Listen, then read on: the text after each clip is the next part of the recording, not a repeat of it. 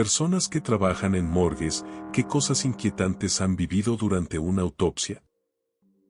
He visto unos cuantos casos en mi vida, aunque no formaba parte de la oficina del médico forense ni del equipo de autopsias. En el pasado trabajé como alguacil adjunto, así que de vez en cuando nos tocaban llamadas en las que inevitablemente nos encontrábamos con personas fallecidas. Un par de ellos se quedaron grabados en mi mente por lo extraños que fueron. Respondimos a una casa después de que la esposa de un hombre llamara para reportar que su marido había sido atacado y abusado. Cuando llegamos, encontramos al hombre muerto, sin pantalones, en el establo. Lo único que pudimos concluir es que el hombre había estado teniendo relaciones con un pony y terminó siendo montado por un semental. El animal le perforó los intestinos y murió desangrado. Otro caso nos tomó casi 2 años resolverlo. Se trataba de un chico joven, unos 15 años, que fue encontrado envuelto alrededor de un pino, vestido solo con su ropa interior. Y cuando digo envuelto, me refiero a que tenía todos los huesos del cuerpo rotos. Sus amigos no decían nada de lo que había pasado y, aunque se sospechaba de juego sucio, no podíamos arrestar a nadie solo por sospechas. Finalmente, unos 2 años después, uno de sus amigos fue detenido por un cargo menor de allanamiento y decidió confesar. Al parecer, los chicos tenían un juego en el que se emborrachaban y luego saltaban sobre trenes de carga en movimiento. Cuando el tren se acercaba al lugar donde solían nadar, los muchachos saltaban al agua desde el puente. Supuestamente, el chico en cuestión calculó mal su salto y terminó estrellándose contra el árbol, quedando destrozado. Los demás estaban demasiado asustados para admitir que habían estado involucrados. Uno que nunca se resolvió fue el de un conjunto de restos encontrados dentro de una vieja chimenea de ladrillo durante su demolición. Lo extraño era que el hombre aparentemente había muerto de inanición, así que se descartó que hubiese caído accidentalmente dentro.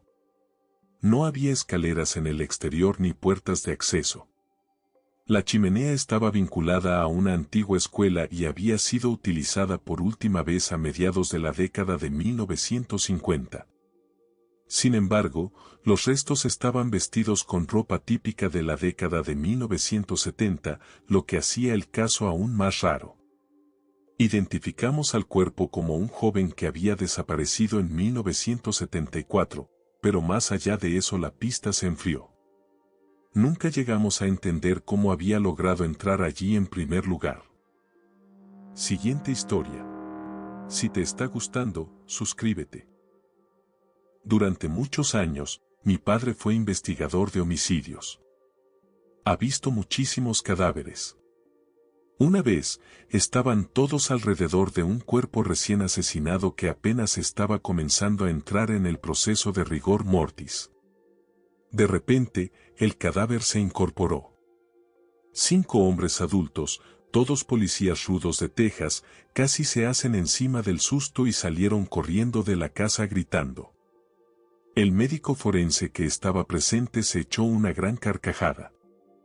En otra ocasión, recibieron una llamada de los vecinos de una mujer porque no la habían visto en días, su coche no se había movido y el correo se estaba acumulando. Fueron a revisar y, al llegar, descubrieron que se había ahorcado desde el techo alto de su sala de estar. Para cuando alguien llegó, su cuello ya se había roto y la piel se había estirado. Su cuello medía casi 1,5 metros de largo, y sus rodillas descansaban en el suelo. Hice unas prácticas de verano en la oficina del forense de mi condado como parte de los créditos universitarios. Vi varias docenas de autopsias. La primera y más perturbadora fue la de un niño que había prendido fuego a algunas cosas dentro de la casa rodante de su abuela y luego se escondió debajo de la cama para que no lo descubrieran. El patólogo tenía que verificar si había muerto a causa del fuego o por inhalación de humo. El niño estaba encogido en posición casi fetal, abrazando sus rodillas. Estaba totalmente ennegrecido y carbonizado. La pretina de sus pantalones y la parte superior de sus calcetines habían protegido en parte sus piernas, por lo que se podían ver algunas zonas de piel severamente quemada. Pero eran las únicas partes que todavía parecían humanas. Apenas se hizo la primera incisión para abrir la cavidad torácica, el forense dijo de inmediato monóxido de carbono y salió de la sala, mientras el patólogo continuaba. Al parecer, cuando inhalas grandes cantidades de monóxido de carbono, tu sangre y órganos adquieren un extraño color rosado brillante. La posición del cuerpo, con las rodillas contra el pecho, era otra indicación. Eso significaba que había quedado inconsciente y murió antes de que las llamas llegaran a tocar su cuerpo. El olor era indescriptible, una mezcla entre palomitas de maíz quemadas y el olor que hace un secador de pelo cuando se te queda el cabello atrapado. La escena se veía tan increíblemente irreal que, si ese cuerpo se hubiera usado como un accesorio de Hollywood, nadie lo habría encontrado creíble. El verano más interesante y aterrador de toda mi vida. Una de mis mejores amigas trabaja como técnica de autopsias en un hospital y allí le permiten realizar incisiones en los cuerpos. Un día la llamaron para hacer la autopsia de una mujer mayor. Me contó que, al entrar en la sala, los otros técnicos le preguntaron si la mujer le parecía extraña. Mi amiga respondió que se veía un poco demasiado delgada, pero que nada más parecía fuera de lo normal. Entonces los demás le dijeron que girara el cuerpo para mostrarle algo. Cuando lo hizo, la espalda de la mujer estaba completamente comida, al igual que varios órganos. Resultó que la anciana había muerto en una silla y se había desplomado hacia adelante. Tenía un par de perros y, después de unos días, al sentir hambre, los animales le devoraron la espalda y algunos órganos internos.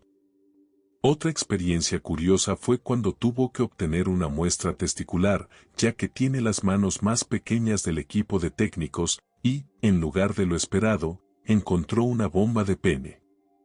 Me dijo que todos se echaron a reír, aunque también sintieron algo de asco. Lo más desagradable que le tocó fue un cadáver de una víctima de quemaduras, cuyo olor era como carne asada. Lo más triste, y también lo más común, eran los casos de bebés que habían muerto porque sus propios padres los asfixiaron accidentalmente al dormir con ellos en la cama. Una de mis mejores amigas trabaja como técnica de autopsias en un hospital y allí le permiten realizar incisiones en los cuerpos. Un día la llamaron para hacer la autopsia de una mujer mayor. Me contó que, al entrar en la sala, los otros técnicos le preguntaron si la mujer le parecía extraña.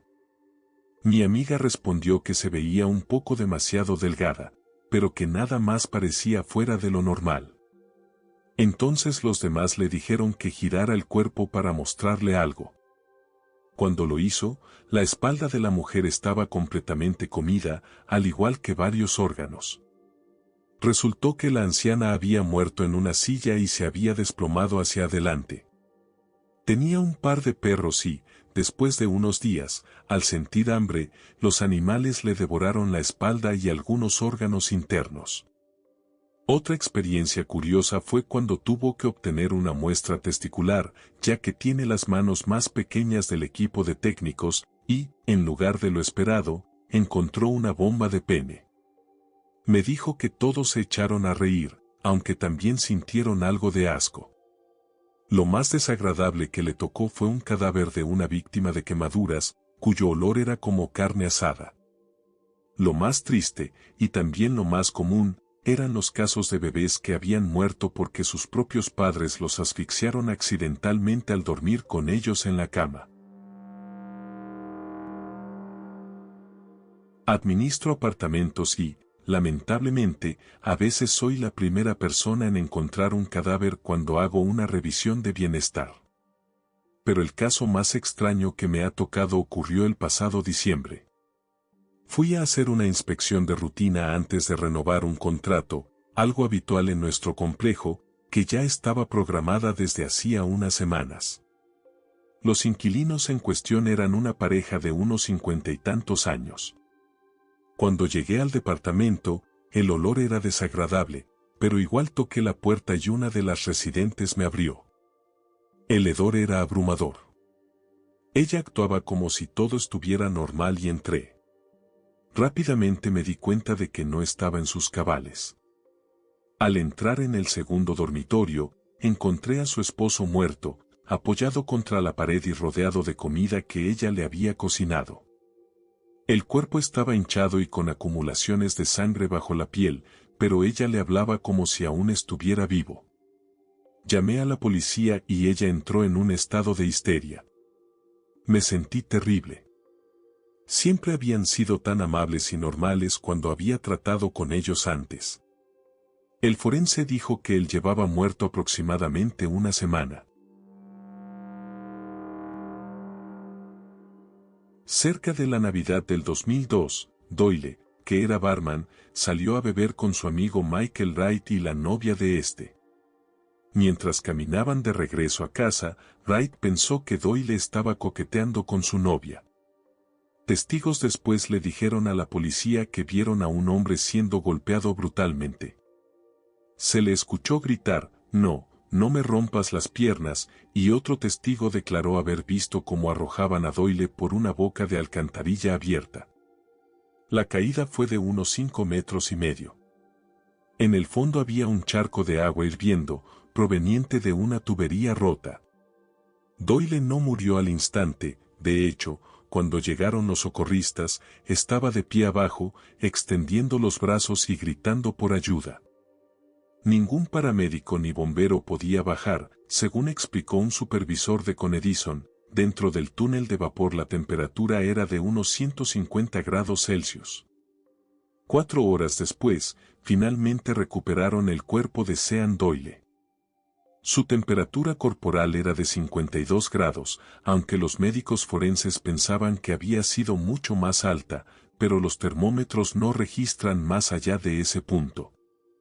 Cuando Melinek vio el cuerpo en la mesa de autopsias, escribió que pensó que lo habían cocido al vapor como a una langosta. Toda la capa externa de su piel se había desprendido y sus órganos internos estaban literalmente cocidos. Lo más terrible, no tenía huesos rotos ni traumatismo en la cabeza, lo que significaba que estuvo plenamente consciente mientras se hervía hasta la muerte. Trabajé como guardia de seguridad en el edificio donde se encuentra la oficina del médico forense del estado. Hacía el turno nocturno y, si había que realizar una autopsia, un cuerpo podía llegar a cualquier hora, la 1 de la mañana, las 3, cuando fuera. Tenía que bajar al sótano, dejar entrar al forense, escoltarlo hasta la cámara de refrigeración o el congelador y firmar la entrega. El peor caso fue el de una víctima de un incendio en una casa rodante que murió en la cama. El olor era indescriptible incluso con ungüento bajo la nariz, y por la manera en que el forense levantaba la bolsa parecía que no pesaba más de 7 a 9 kilos. También vi la autopsia de un suicidio en el que un hombre se disparó con una escopeta en la boca. Y vi algunos cuerpos que habían estado en el lago durante semanas. La hinchazón y la decoloración hacían casi imposible determinar el sexo o la raza de la persona. Pero, sin duda, lo peor fue un par de bebés gemelos que trajeron después de haber muerto mientras dormían en un corralito. Al menos, esa fue la versión que dieron. Recuerdo que el corralito estaba montado en la sala de autopsias exactamente como cuando murieron, con mantas, juguetes y todo. Incluso colocaron 2 muñecos dentro para representar a los bebés. Caminé durante semanas pasando frente a ese corralito montado de la misma manera. Nunca supe cuál fue el veredicto sobre su muerte, pero han pasado más de 10 años y todavía tengo grabada en la mente la imagen de cómo estaba dispuesto ese corralito. Trabajé como técnico en anatomía patológica. Básicamente, mi trabajo consistía en realizar el examen externo de un paciente y luego eviscerarlo, dejándolo listo para que los patólogos diseccionaran los órganos y determinaran la causa de la muerte. Cuando era aprendiz, existía una especie de rito de iniciación. A los nuevos nos tocaba eviscerar los cuerpos en descomposición. Yo solía hacer la primera incisión y luego dejar que el cuerpo liberara gases, lo que literalmente hacía que los ojos me ardieran del olor tan fuerte, pero al final, cuando llegaba el momento de la evisceración, ya no olía tan mal porque los gases habían salido. Los cuerpos con gusanos eran lo peor, porque los gusanos literalmente estaban en todas partes. Docenas de veces los sentí subiendo por mis mangas y dentro de mi uniforme. Como puedes imaginar, en esta profesión se ven cosas muy perturbadoras. Pero una que siempre se me quedará grabada fue la de una chica de 13 años a la que tuve que hacerle la autopsia. Ella se había lanzado de un puente por culpa del acoso en internet y había estado en el agua unas 3 semanas. Recuerdo cuando llegó, parcialmente esquelética, empapada y cubierta de lodo. No pude evitar sentir una tristeza abrumadora al mirarla, por lo joven que era y porque se había quitado la vida debido al bullying. Jamás olvidaré ver los pocos mechones de su largo cabello castaño que aún quedaban pegados en las partes que le quedaban de cuero cabelludo. Antes de realizar la autopsia, teníamos que desnudarla. Sus vaqueros estaban llenos de arena y lodo, así que tuve que cortarlos con cuidado y lavarla con la manguera mientras avanzaba. Cuando le retiraba los pantalones, un trozo de músculo de la parte baja de su pierna todavía estaba adherido al hueso y, al tirar de la tela, eso hizo que sus dedos del pie y su pie comenzaran a moverse y a contraerse. Tuve que detenerme y salir a tomar aire 5 minutos. No fue porque me asustara, sino porque en ese momento me golpeó todo de lleno. Un tipo se deprimió por algo y decidió llenar una mochila con ladrillos y lanzarse desde un puente. Lo hizo a fines del otoño y, obviamente, se hundió hasta el fondo. Lo que no tuvo en cuenta fue que, con el tiempo, su cuerpo seguiría produciendo gas por las bacterias que consumen los tejidos, hasta el punto de que, incluso con la mochila llena de ladrillos, terminaría flotando. Finalmente salió a la superficie a principios de junio. Era irreconocible, básicamente parecía una rana hinchada y azul. El olor era insoportable. Tengo un montón de historias, pero estoy trabajando ahora. Quizás luego publique más si hay interés y este post no quede enterrado. Edit, como hubo interés, aquí van algunas historias más, una por párrafo. Durante una ola de calor encontraron un cuerpo con varios meses de descomposición. Casi todos los órganos internos estaban licuados y el corazón era marrón y pastoso. Mientras diseccionaba las arterias coronarias, comenzaron a salir incontables gusanos desde las arterias y el corazón. Yo estaba bastante asqueado, pero el forense se emocionó y dijo, esto es una gran evidencia. Al parecer, los gusanos no pueden comerse las placas arteriales ni los coágulos que causarían un infarto, así que pudimos descartar eso del diagnóstico diferencial. No recuerdo si alguna vez se determinó la causa de la muerte, pero ese día aprendí algo. Un niño de 8 años fue hallado en un patio de trenes con quemaduras por todo el cuerpo. Al parecer, se escapó de una fiesta del vecindario para trepar a los trenes y un amigo lo retó a tocar los cables que tenían un gran cartel de alto voltaje, no tocar. Lo encontraron a varios metros del tren y parecía que había sido lanzado esa distancia, no arrastrado. Así que cuando en las películas alguien es electrocutado y lo arroja hacia atrás, no es pura fantasía, puede pasar en la vida real. Resulta que ese niño ya tenía antecedentes de colarse en ese patio de trenes a jugar y había sido atrapado y advertido varias veces. Aún así, los padres salieron en las noticias acusando a la compañía ferroviaria, demandaron y ganaron mucho dinero. Tuvimos un anciano que murió en circunstancias poco claras, salvo que su garganta se había cerrado por la hinchazón.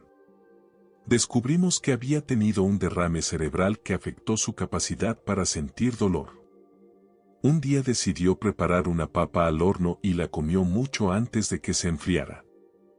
Estaba tan caliente que le causó graves quemaduras en la boca y la garganta, lo que generó edema y cerró su vía aérea, provocando que se asfixiara. El residente con el que trabajaba apodó el caso como muerte por papa caliente. No es raro que alguien reciba un disparo en el corazón y sea hallado muerto a 1 o 2 cuadras, con raspones por todo el cuerpo. A diferencia de lo que muestra Hollywood, recibir un balazo en el corazón no te mata al instante. Como es lógico, la mayoría de las personas tratan de huir.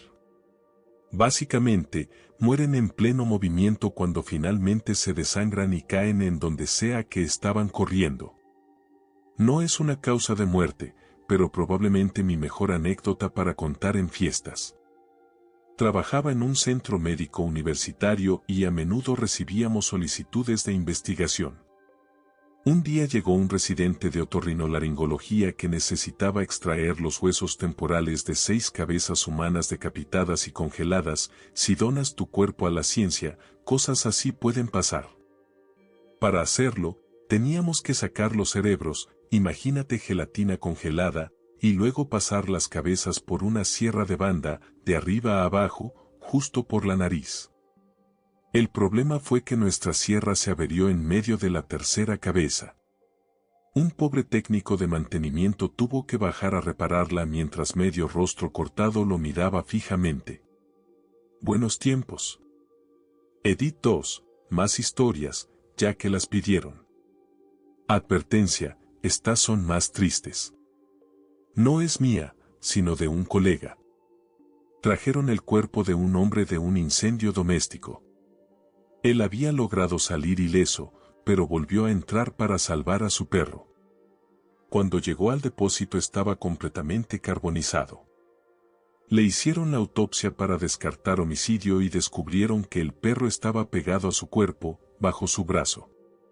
Al parecer lo había encontrado, pero murió asfixiado antes de poder salir con él. Triste, pero me gusta pensar que al menos estuvieron juntos al final. El caso más perturbador que me tocó fue el de un niño de 2 años que murió por quemaduras químicas graves. Su propio padre pensaba que la mejor manera de castigarlo cuando se portaba mal era meterlo en la bañera y echarle lejía encima. Espero que ese desgraciado esté pagando cada día en prisión. Siempre me sorprendió cuánta gente se viste con sus mejores ropas antes de suicidarse, vestidos, joyas, smoking. Un caso que recuerdo es el de un hombre que se puso traje y corbata antes de ahorcarse en su apartamento. En la morgue encontramos una nota en la que decía que no tenía amigos ni familia, que no era importante y que solo quería ser enterrado en una tumba sin nombre. El investigador del caso se echó a reír y dijo, bueno, este tipo va a conseguir exactamente lo que quería, eso es lo que pasa cuando nadie reclama tu cuerpo. No lo malinterpreten, ese investigador era un hombre muy decente, pero fue la expresión más clara de lo endurecida que debe volverse la gente en este trabajo. Uno se agarra del humor, aunque sea negro, como única manera de poder dormir por las noches. Encontré a mi vecina, una señora de más de 70 años, muerta. Era un día caluroso de verano en Mississippi y había vuelto a casa a la hora del almuerzo, alrededor de las 2 de la tarde. Fui a revisar mi buzón, que estaba justo al lado del departamento de esta señora. Apenas bajé del auto noté un olor terrible. Al acercarme al buzón vi una cantidad enorme de insectos volando. Todos se agolpaban contra la malla de la ventana de su apartamento. Un poco de contexto sobre ella, tenía algún tipo de enfermedad mental y hacía cosas muy peculiares. Era bastante ermitaña y literalmente salía corriendo a esconderse si veía a alguien afuera. Siempre asumí que era acumuladora y que vivía en un lugar descuidado. Volviendo a la historia, me dio asco ver los insectos, pero pensé que el calor del verano en su apartamento habría hecho que la basura oliera mal o algo así. Saqué mi correo, volví a mi departamento y almorcé. Sin embargo, la idea me seguía rondando la cabeza, así que de camino al trabajo pasé de nuevo e intenté mirar por la ventana abierta. El olor era espantoso. No la veía por ningún lado y no sabía qué hacer, así que llamé a un amigo mío que era paramédico en el pueblo y él me dijo que llamara al 911. Unos días después vi que estaban vaciando su apartamento, así que llamé a mi amigo para preguntar qué había pasado. Me dijo que habían entrado y la encontraron muerta. Llevaba alrededor de una semana fallecida y, cuando intentaron levantarla, sus extremidades literalmente se desprendieron por la descomposición. Siempre me sentí mal de que hubiera muerto tan sola y que solo un vecino cualquiera, al notar el olor, descubriera su cuerpo. Sé que su calidad de vida era muy pobre, así que en parte me consuela pensar que al fin encontró descanso, pero aún así fue una situación muy triste. Y para alguien que no trabaja en el área médica, me pareció algo bastante impactante. Hice una rotación de patología forense en la Facultad de Medicina en Florida. Estaba trabajando allí un día cuando trajeron a un anciano que había sido encontrado en su apartamento en pleno verano, sin aire acondicionado y tras llevar aproximadamente una semana muerto. Así que se había descompuesto bastante rápido. Cuando los cuerpos se descomponen, las bacterias dentro de uno empiezan a consumir los tejidos y liberan gases, por lo que los cadáveres tienden a hincharse. Así que cuando abrieron la bolsa del cuerpo no me sorprendió ver eso. Pero lo que sí me sorprendió fue ver que su escroto tenía más o menos el tamaño de un balón de fútbol, sin exagerar. Esto aparentemente ocurrió por el mismo proceso bacteriano. En fin, yo estaba muy atento, y creo que les caía bien, así que tomaron una aguja gruesa y la insertaron en el escroto para dejar escapar el gas.